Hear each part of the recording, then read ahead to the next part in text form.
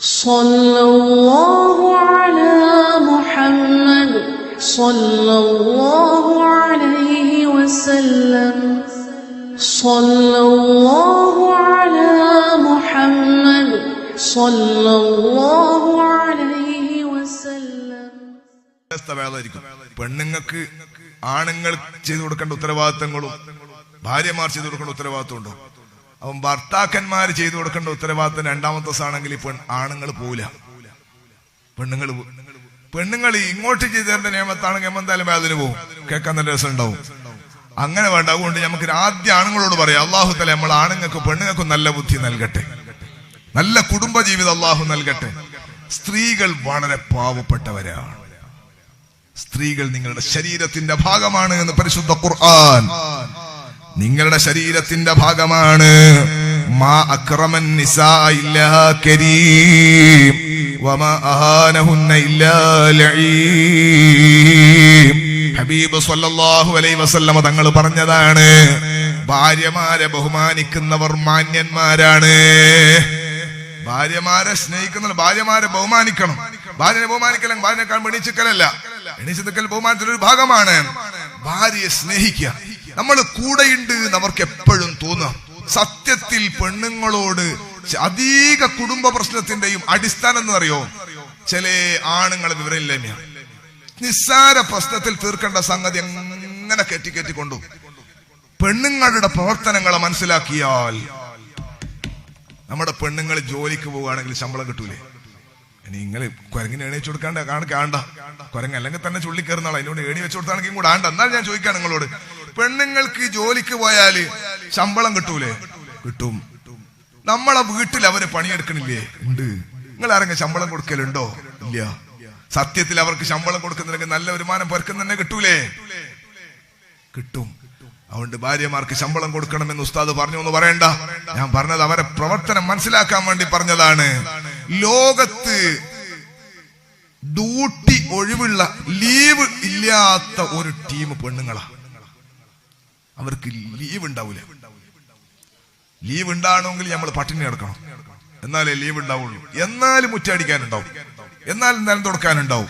എന്തെങ്കിലും ഒരു പണിയില്ലാത്ത പെണ്ണുങ്ങൾക്ക് ഉണ്ടാവൂല. അള്ളാഹു നമ്മുടെ പെണ്ണുങ്ങൾക്ക് ബർക്കത്ത് കൊടുക്കട്ടെ, അള്ളാഹു ഖൈറ് കൊടുക്കട്ടെ. ഭാര്യമാർക്ക് ഏറ്റവും ഖൈറായ നിലക്ക് വർത്തിക്കാൻ നമുക്ക് കഴിയണം. ഭാര്യമാരുടെ കൽബിൽ വേദന ഉണ്ടാക്കുന്നത് നമ്മുടെ ജീവിതത്തിൽ നമ്മൾ പറയുകയും ചെയ്യരുത്, ചെയ്യുകയും ചെയ്യരുത്. എത്രയാണ് അവർ നമുക്ക് വേണ്ടി അധ്വാനിക്കുന്നത്, എത്രയാണ് അവർ നമുക്ക് വേണ്ടി നടക്കുന്നത്, എത്രയാണ് അവർ നമുക്ക് വേണ്ടി കഷ്ടപ്പെടുന്നത്. ആ കഷ്ടപ്പാട് നമ്മളൊന്ന് തിരിച്ചറിഞ്ഞിട്ട് അവര് പറയുന്ന വിഷയങ്ങളൊന്ന് പരിഗണിച്ചാൽ എല്ലാ കുടുംബവും സ്വർഗമായി മാറുന്നതാണ്. സുബ്ഹാനല്ലാഹ്. രാവിലെ എഴുന്നേറ്റിട്ട് 3-4 മക്കളുണ്ട് നമുക്ക്. ആ മക്കള് മദ്രസയിൽ പോകേണ്ട മക്കളാണ്, സ്കൂളിൽ പോകേണ്ട മക്കളാണ്. നമ്മളെ സ്വഭാവം മുഴുവൻ നമ്മളെ പിള്ളേർക്കുണ്ടാകും. നമ്മുടെ സ്വഭാവം മുഴുവൻ നമ്മളെ പിള്ളേർക്കുണ്ടാകും. നമ്മളെ മക്കളല്ലേ അത്. രാവിലെ എഴുന്നേറ്റിട്ട് അടുക്കളയിലേക്ക് നിങ്ങളൊന്ന് നോക്കണം, അല്ലെങ്കിൽ ഒരു CC ക്യാമറ ഒന്ന് വെച്ചിട്ട് നിങ്ങൾ ഇപ്പുറത്തൊന്ന് നോക്കിയാൽ മതി. എങ്ങനെയുണ്ട് പെണ്ണുങ്ങളെ പരിപാടി? സുബ്ഹാനല്ലാഹ്. രാവിലെ മദ്രസയിലേക്കുന്ന മക്കൾക്ക് വേണ്ടി കഷ്ടപ്പെടുന്ന ഉമ്മ, മദ്രസയിൽ പോയിട്ട് അലിന്യ സ്കൂളിലും കൂടെ പോന്നെങ്കിൽ പറയന്നെ വേണ്ട, ഭയങ്കര പരിപാടിയായിരിക്കും. ഇനി മദ്രസയിൽ നിന്ന് വന്നിട്ട് ആ സ്കൂളിൽ പോന്നെങ്കിലോ രാവിലെയും പണി, അത് കഴിഞ്ഞപ്പാട് സ്കൂളിൽ നിന്ന് വരുമ്പോഴത്തേക്ക് ആദ്യം പണി തന്നെ. എത്ര കൈകൊണ്ടാണ് പെണ്ണുങ്ങൾ രാവിലെ പണിയെടുക്കുന്നത് നിങ്ങൾ നോക്കിയിട്ടുണ്ടോ?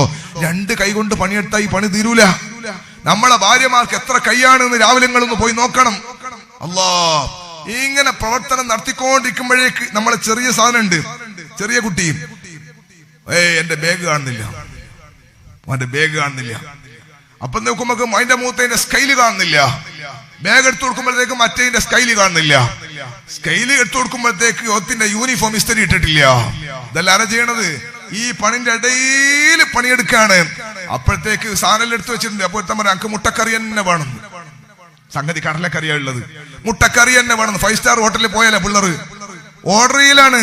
അതെല്ലാം ഉണ്ടാക്കി കൊടുക്കും ഈ 10 മിനിറ്റ് കൊണ്ട്. ആരോട് ഇന്ന് വരെ ആക്ഷേപം പറഞ്ഞിട്ടില്ല. ഭാര്യമാരുടെ ഖിദ്മത്ത് ശ്രദ്ധിക്കാഞ്ഞിട്ടാണ്, അവരെ പ്രവർത്തനങ്ങൾ വീട്ടിൽ എങ്ങനെയാ നടക്കുന്നത് ആലോചിക്കാഞ്ഞിട്ടാണ് കുടുംബ പ്രശ്നങ്ങൾ ഉണ്ടാകുന്നത്. വേണ്ട പോലെ ഒന്ന് പരിഗണിച്ചാൽ ഒരൊറ്റ പെണ്ണും പ്രശ്നക്കാരിയല്ല. ഈ പെടാപ്പാടി ഇസ്തിരിട്ട് കൊടുക്കാണ്, അങ്ങനെയാക്കാണ് ഇങ്ങനെയാക്കാണ്. അപ്പോഴത്തേക്ക് സുബ്ഹാനല്ലാഹ് കുളിക്കാൻ വേണ്ടിയിട്ട് ഒരു കുഞ്ഞിക്ക് ചൂടുവെള്ളം വേണം, അത് റെഡിയാക്കി കൊടുക്കുകയാണ്. അപ്പൊ മറ്റേ കുട്ടി അതിന്റെ ബാത്റൂം എന്ന് വിളിച്ച് പറയാണ് തോർത്തെടുക്കാണ്ടാ കുളിക്കാൻ പോയെ. ഇങ്ങനെ എത്ര 4 കുട്ടികൾ ഉമ്മാനിട്ടിട്ട് വട്ടം കറക്കാണ്. ഒരു മണിക്കൂർ. ലാസ്റ്റ് കുഞ്ഞും കൂടെ സ്കൂൾ ബസ് കയറിയാൽ ഉമ്മ അൽഹംദുലില്ലാഹ് ഒരു സമാധാനം. 2 മണിക്കൂർ എന്തൊരു പണിയാ എടുത്തതെന്നറിയോ? ഇതാറ്റം ഗൾഫിൽ നിന്ന് എടുത്തിനെങ്കിൽ രാജാവാകായിരുന്നു നാട്ടില്. അത്ര ഭയങ്കര പണിയാ രാവിലെ ആ പെറുക്കി ഉമ്മ എടുത്തത്. എനിക്ക് അതിനേക്കാളും വലിയ സങ്കടം എന്താ അറിയോ?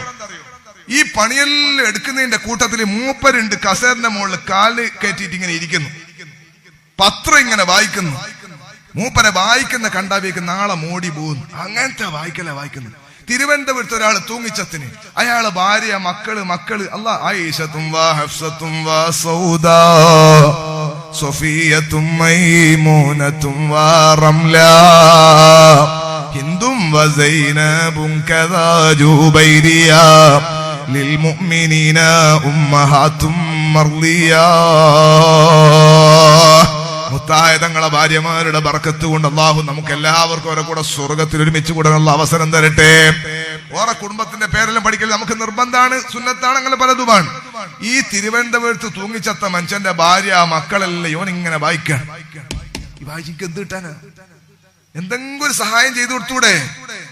അതിന്റെ ഇടയിൽ പറയാ കട്ടൻ ചായ. ഇവർ കട്ടൻ ചായ ഇട്ടാത്ത ബേജാറാണ്. പെണ്ണുങ്ങൾക്കാണ് മക്കൾ സ്കൂൾ ബസ് വരുന്നതിന് മുമ്പ് തീർക്കേണ്ട പരിപാടിയില്ല.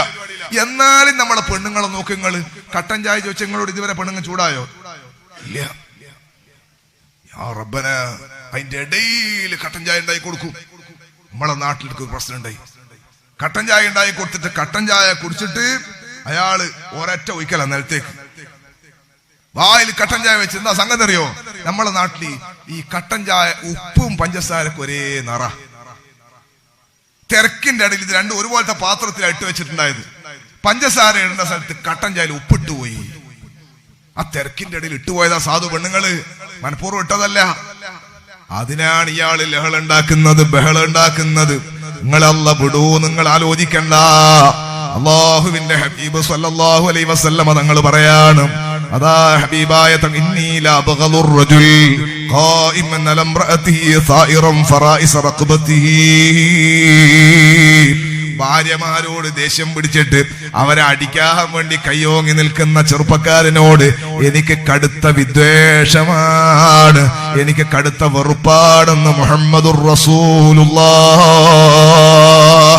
ചിലയാള് ഭാര്യമാരെ ചീത്ത വിളിക്കും, ചിലയാള് ഭാര്യന്റെ ഉപ്പാനെല്ലാം വിളിക്കും. അല്ലോ അയാൾ മരിച്ചിട്ട് കാലം കുറയായി, പെണ്ണുങ്ങൾ തന്നെ കണ്ടിട്ടുണ്ടാവില്ല. അയാളെല്ലാം ചീത്ത വിളിക്കും ചിലയാള്. എന്നിട്ട് ചില ആളുകൾ പറയും എന്റെ പെണ്ണുങ്ങൾക്ക് എന്നെ ഭയങ്കര പേടിയാ, ഞാനൊന്ന് പറഞ്ഞ് രണ്ടാമത്തേന് കൊടുക്കുന്നു. ഇന്നാ ലില്ലാഹി വ ഇന്നാ ഇലൈഹി റാജിഊൻ. ഇതെല്ലാം വെറുതെ ബടായി വിടാന്നല്ലാതെ നിങ്ങൾ ഭാര്യയെ തൊട്ടാൽ, ഭാര്യയെ തച്ചാ പിന്നെ നിന്റെ കൈ എന്തിനു കൊള്ളാനാണ്? ഭാര്യയെ അടിക്കുന്നവൻ വിഡ്ഢിയാണ്. ഭാര്യയെ അടിക്കുന്നവന് റസൂലുള്ളാഹി സ്വല്ലല്ലാഹു അലൈഹി വസല്ലമ തങ്ങളുടെ റഹ്മത്തിന്റെ നോട്ടമില്ല. ഇന്നീല അബ്ഗളുർ റജുൽ, എനിക്കൊരു പുരുഷനോട് കടുത്ത ദേഷ്യമാണ്. ഖായിമൻ അല ഇംറഅതിഹി സായിറൻ ഫറായിസ റഖബതി. അയാൾ ദേഷ്യം പിടിച്ചിട്ട് ഞരവല്ലിങ്ങനെ എടുത്ത് പിടിച്ചിട്ട് ഭാര്യനെ ഉപ്പാനെയും ചീത്ത വിളിച്ചിട്ട് തല്ലാൻ വേണ്ടി കയ്യോങ്ങി നിൽക്കുന്നു. അയാളോട് എനിക്ക് വെറുപ്പാണെന്ന് മുഹമ്മദുർ റസൂലുള്ളാഹ്. ഭാര്യമാരെ അടിക്കരുതേ, ഭാര്യമാരെ ചീത്ത വിളിക്കരുത്. ഭാര്യന്റെ ഉപ്പാനെയും ഉമ്മാനെയും നിന്റെ ഉപ്പാനെയും ഉമ്മാനെയും ബഹുമാനിക്കുന്നത് പോലെ നീ ബഹുമാനിച്ചോളണം. ചില ഭർത്താക്കന്മാര് പറയും എന്റെ ഉപ്പാതെ വരുന്നു, അപ്പൊ എനിക്കാരത് അങ്ങനെ പറയാൻ പാടില്ല. എന്റെ ഉപ്പ എന്റെ ഉമ്മ അതൊന്നുമില്ല. നമ്മുടെ ഉപ്പ നമ്മളെ ഉമ്മയിലേക്ക് മാറണം, എന്നാലേ കുടുംബം നന്നാവും. പെണ്ണുങ്ങളോട് ഞാൻ പറയാം, ഇപ്പം തന്നെ പെണ്ണുങ്ങളോട് പറഞ്ഞുതരാം. ഭർത്താവിന്റെ ഉപ്പാക്കുമ്മ നിങ്ങളെ ഉപ്പല്ലേ നിങ്ങളെ ഉമ്മ അല്ലേ എന്ന് പറയും ചില പെണ്ണുങ്ങൾ.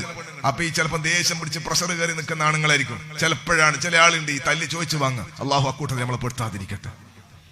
അവൻ ശ്രദ്ധിക്കണമല്ലോ. നിങ്ങളെ ഉപ്പ നിങ്ങളെ ഉമ്മ, ആ ശൈലി മാറ്റണം. ഒരിക്കലും നിങ്ങളെ ഉപ്പ നിങ്ങളെ ഉമ്മയില്ല, നമ്മളെ ഉപ്പ നമ്മളെ ഉമ്മ, രണ്ടാളും അങ്ങനത്തെ. 4 ഉപ്പാവും 4 രണ്ടുപ്പാവും 2 ഉമ്മാവും. അങ്ങനെ ആയ കുടുംബത്തിൽ ഏകദേശ പ്രശ്നം തീർന്നു പോകും. നിങ്ങളോട് പുരുഷന്മാരോട് നിങ്ങളെ ഉപ്പാനോട് നിങ്ങൾ പറ, എന്റെ ഉമ്മാനോട് ഞാൻ പറയാം, അത് പറ്റൂല. നമ്മുടെ രണ്ടാളി ഉപ്പാവും ഉമ്മാക്ക് നമുക്ക് രണ്ടാളോടും പറയാം. ആ ഒരു സ്റ്റൈലിലേക്ക് കുടുംബജീവിതം മാറിക്കോളണം. അള്ളാഹു അങ്ങനെ ആക്കി തരട്ടെ. ഇനി മേലിൽ നിങ്ങളെ ഉപ്പ നിങ്ങളെ ഉമ്മ മനസ്സിലാക്കാൻ വേണ്ടി പറയുന്നല്ല, ദേഷ്യം പിടിച്ചിട്ട് പറയുന്നുണ്ട് നിങ്ങളെ ഉപ്പ നിങ്ങളെ ഉമ്മ അങ്ങനെ പറയരുത്. നിങ്ങൾ ഉപ്പാനോട് നിങ്ങൾ പറയാം, എന്റെ ഉമ്മാനോട് ഞാൻ പറയാം. അത് വേണ്ട, നമുക്ക് രണ്ടാക്കും ഉപ്പാനോട് ഉമ്മാനോട് പറയാം. നിന്റെ ഉപ്പ എന്റെ ഉപ്പയാണ്, എന്റെ ഉപ്പ നിന്റെ ഉപ്പയാണ്. കല്യാണം കഴിഞ്ഞാൽ പിന്നെ അവര് ത്വലാഖ് ചൊല്ലി പിരിഞ്ഞാൽ പോലും പരസ്പരം ഉളൂ മുറിയില്ല. ഭാര്യന്റെ ഉമ്മാനെ തൊട്ടാൽ, ഭാര്യനെ ത്വലാഖ് ചൊല്ലി പിരിഞ്ഞാലും ഈ ഭാര്യന്റെ ഉമ്മാനെ തൊട്ടാൽ ഉളൂ മുറിയൂല. അത്ര ബന്ധമാണ്. അതുപോലെ ഭർത്താവിന്റെ ഉപ്പ, ഭർത്താവ് തലാഖ് ചൊല്ലി പോയാലും ഭർത്താവിന്റെ ഉപ്പാനെ തൊട്ടാൽ ഈ പെണ്ണിന് ഉളൂ മുറിയില്ല. നിന്റെ ഉപ്പയാണ്, ഓന്റെ ഉപ്പയല്ല. അത് നല്ല തിരിച്ചറിവുണ്ടാകണം. അതുകൊണ്ട് ഭാര്യമാരുടെ ഉപ്പയെയും ഉമ്മയെയും നല്ല റാഹത്തിൽ സന്തോഷത്തോടെ ബഹുമാനിച്ച് സംസാരിക്കണം എന്ന് മാത്രമല്ല, സുബ്ഹാനല്ലാഹ്, സയ്യിദനാ ഉമർ ഇബ്നുൽ ഖത്താബ്